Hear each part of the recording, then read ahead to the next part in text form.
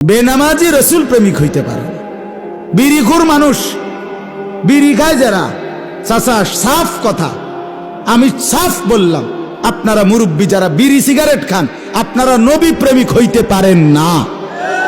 আমি সাফ বললাম, আমার কথা যদি প্রতিবাদ করতে হয় কইরেন, আমি আসি, বয়ান শেষে আমি বসুন, আপনি আমারে ধরেন কিল্লে করলেন।